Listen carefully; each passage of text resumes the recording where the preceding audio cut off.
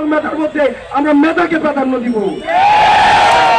কিন্তু আপনারা এটাকে ডিমিউটিভ মিনিং এ নিয়ে গিয়েছেন, ডিকশনারি মিনিং এ নিয়ে গিয়েছেন। আপনারা যে বিবেক বর্গা দিয়ে দিয়েছেন, আপনাদের মস্তিষ্ক তো পাতায় থেকে, এটা তার প্রমাণ। আমরা বারবার করে বলতে চাই, যারা লাইব্রেরিতে থাকে, যারা পড়াশোনা করে মধ্যবিত্ত শ্রেণী থেকে উঠে এসেছে, কৃষক শ্রেণী থেকে উঠে এসেছে, মজুর শ্রেণী থেকে উঠে এসেছে, যাদের বাবারা রেমিটেন্স যোদ্ধা, যাদের পদ পদবি পাওয়ার কোনো লোভ নেই, আকাঙ্ক্ষা নেই, আশা নেই, যাদের কোনো বড় ভাই নেই, যাদের কোনো নেতা নেই, যাদের একমাত্র নেতা হচ্ছে নিজে, যারা বাজের জন্য পড়াশোনা করে, চাকরির জন্য পড়াশোনা করে, আমরা বলছি মেধাই হচ্ছে প্রাধান্য পাবে। কোটানা মেধা, কোটানা মেধা, কোটানা মেধা, কোটানা মেধা। সংগ্রামী ভাই এবং বন্ধুগণ, বিভক্ত আহ্বান জানাবো, অন্যের শৃঙ্খল ছেড়ে সাময়িক পদ পদবীর সুবিধা ছেড়ে আপনারা সাধারণ শিক্ষার্থীদের সাথে মিলিত হন। আপনারা বিবেক বিক্রি করে দিয়ে বিবেক বর্গাতে এক্সাম্পল হিসাবে আপনারা ইতিহাসে থাকবেন।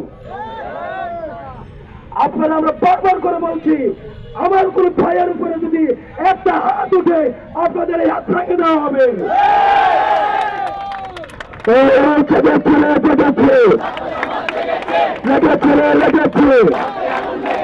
Action to action, action to action.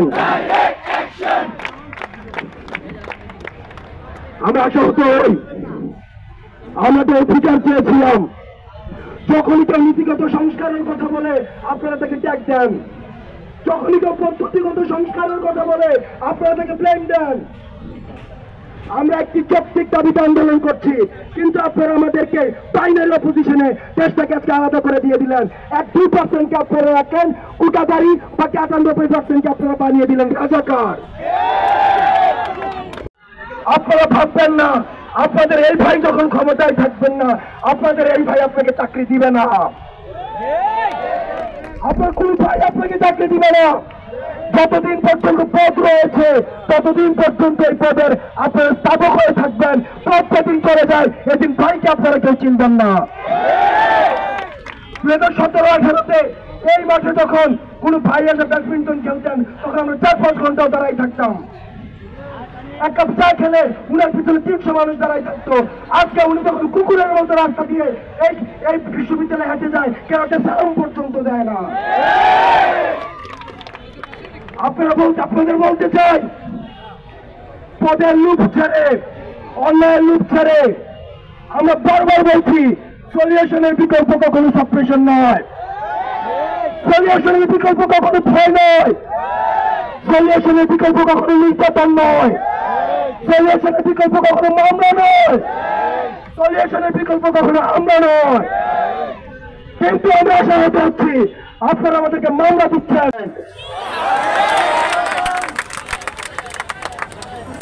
নির্লজ্জ ভাইরাস, আপনারা যখন রাতে ঘুমাতে যান আপনাদের আমাদের নিশ্চিন্ত ঘুম হয় যে আমরা কখনো মেরুদণ্ড বিক্রি করে দেয়নি। ওরা সারাদিন বসে বসে ফেসবুকে থাকতে হয়, আজকে কোন ভাইয়ের জন্মদিন, আজকে কোন ভাইয়ের বিবাহ বার্ষিকী, কোন ভাইয়ের এটা, কোন ভাইয়ের সেটা। ওর পাশে সারাদিন কাজ করতে করতে মজুর দিতে দিতে ওর রান্না করে চাপ থেকে না, ওর ঢাকা বিশ্ববিদ্যালয় হলে বসে ভাইয়ের জন্মদিন সেলিব্রেট করে।